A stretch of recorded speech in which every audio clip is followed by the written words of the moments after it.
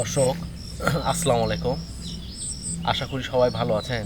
আজকে আমি আপনাদেরকে কয়েকটা কারণ বলবো কী জন্য এই সময় খেজুর গাছ মারা যায়। মানে এই সময় মারা যাবে না, কিন্তু এই যে সময়টা শুরু হচ্ছে মানে এই সময় যদি ঠিকমতো আমরা যদি কেয়ার না করতে পারি ছোটোখাটো কয়েকটা জিনিস, তাহলে হয়তো আগামী 1-1.5 মাসের মধ্যে দেখবেন আপনার বাগানের খেজুর গাছ মারা যাচ্ছে। তার আগে আমি আপনাদেরকে একটা জিনিস দেখাই। এই যে সেদিন আমি পেপারটা নিয়ে আসছিলাম, এই পেপারটা, এটা একটা বেকিং পেপারের মতো, বেকিং পেপারের থেকে উন্নত টাইপের একটা পেপার। আমি উপর দিয়ে পলিথিন দিয়ে দিছি, এটা কিন্তু আর ঘামতিছে না। এই খেজুর গাছে কিন্তু পলিথিনও কিন্তু দেওয়া যায়, কিন্তু পলিথিনটা আমরা দিতে পারিনি। আমি কিসের জন্য, আমি যে ঘামতিছিল খেজুর অটোমেটিক্যালি ভিজে যাচ্ছিল, তো তাহলে তো লাভ হলো না।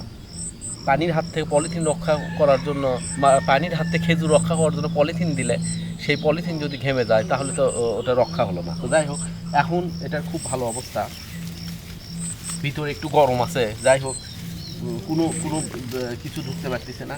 খেজুরগুলো দেখতেও খুব সুন্দর হয়েছে, আপনারা দেখতে পারতেছেন কিনা জানি না। গ্রোথও একটু ভালো হয়েছে, এখন যা আছে তার থেকে ডবলের মতো হবে। এখন চলে আসছে মোটামুটি এটার হাফ চলে আসছে।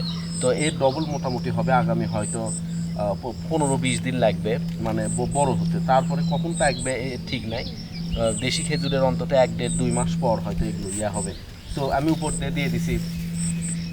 তো যাই হোক, এখন আপনারা এরকম করে দিলে খেজুর নষ্ট হবে না, খেজুর পচবে না এবং খেজুর পাকবে।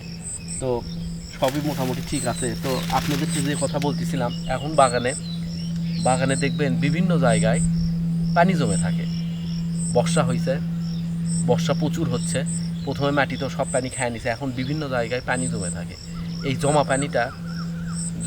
জমা পানিটা খেজুরের যদি শিকড় সেখানে থাকে পচে যাবে।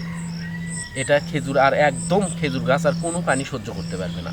বর্ষা শুরু হওয়া মানেই আর কোনো পানি দেওয়া যাবে না, কিচ্ছু করা যাবে না। এখন যত কম পানি দিবেন, মানে যত কম পানির থেকে সরে রাখবেন গাছ তত ভালো থাকবে, গাছের তত ভালো হবে।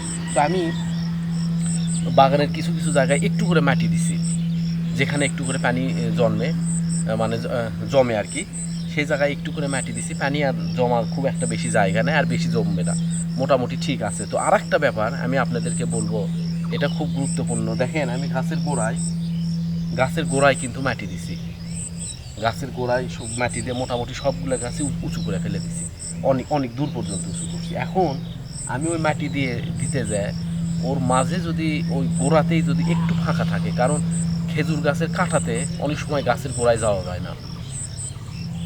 আপনার হয়তো কাঁটা আছে, আপনি হয়তো মাটি দিচ্ছেন, হয়তো কোদাল দিয়ে বা কিছু দিয়ে মাটিটা দিলেন, ওই জায়গায় মাটিটা ঠিক মতো বসলো না গোড়ায়, তখন হবে কি, বৃষ্টির পানিটা প্রথমে গাছে পড়বে, গাছ থেকে আস্তে আস্তে আস্তে আস্তে পড়ে ওই ওই ওই গোড়ায় যায় পানি বসবে।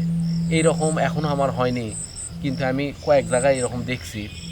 এরকম গোটা বাগান সব ঠিক, কিন্তু বৃষ্টির পানিতে গাছ মারা গেছে। পরে আর কারণ খুঁজে পাওয়া যায় না। পরে অনেক খোঁজাখুঁজির পরে দেখা গেল যে গাছের গোড়ায় একেবারে বৃষ্টির যে পানিটা, কারণ খেজুর গাছে আপনারা জানেন, আপনারা দেখছেন প্রত্যেকটা গাছের গোড়ায় মাথায় পানি পড়লে আস্তে আস্তে গাছের গা দিয়ে বেয়ে বেয়ে নিচে চলে আসে। তো এই পানিটা এইভাবে নিচে চলে আসে। তো আপনার গোড়াটা একেবারে ওখানে শক্ত করে দেওয়া লাগবে, যাতে পানিটা মাথা থেকে পড়ে, গোড়া থেকে পড়ে একবারে নিচে নেমে যায়। তাহলে আর সমস্যা হবে না। আর 5-6-7 ফিট মধ্যে যদি কোনো পানি না থাকে, এটাও কোনো সমস্যা না। তবুও গোটা বাগানে একটা সিস্টেম করতে হবে যাতে কোনো পানি না না জমে।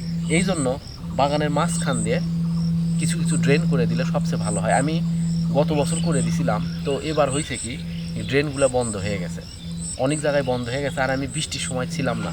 এই পানিটা কোথায় জমে এটা একমাত্র আপনি বুঝতে পারবেন বৃষ্টির সময়, অন্য সময় আপনি বুঝতে পারবেন না। এটা বৃষ্টির পরে হয়তো 2-3 ঘন্টা, আমি শহরে থাকি, বৃষ্টির থেকে হয়তো 2-3 ঘন্টা পর পর আসতে আসতেই পানিটা হয়তো শুকিয়ে গেছে, কিন্তু এটা চলবে না। আপনার 2-3 ঘন্টা এখানে সময় দেওয়া যাবে না, বৃষ্টিও শেষ, পানিও নেমে যাবে। বাগানের সিস্টেমটা এরকম করতে হবে। তো দর্শক, আরও আপগ্রেড নিয়ে আসবো খুব তাড়াতাড়ি। সবাইকে অনেক ধন্যবাদ ভিডিওটা দেখার জন্য। আসসালামু আলাইকুম।